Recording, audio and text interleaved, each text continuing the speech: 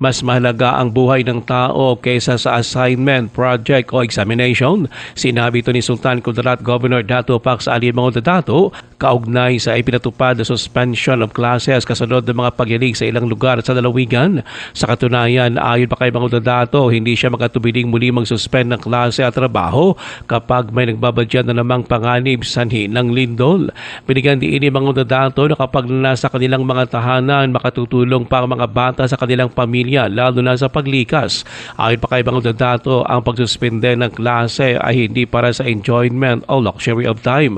Bagkus ito ayon pa sa gobernador ay bilang bahagi ng preemptive measures na sana ay maintindihan din ng kanilang mga stakeholder. Mahirap na pauwiin mo pa saka magkaroon ng evacuation. Kaya I hope that the parents understand. I hope that the teachers and academe partners understand. And I hope that the students understand. Hindi naman ko ito ginusto na magkaroon tayo ng lindol at walang pasok. It is just that it is our measure to make sure na we are prepared at all times. Si Sultan Kudarat Governor Dato Pax Ali Mangundo Dato, Ruel Osano, NBC Bida Balita.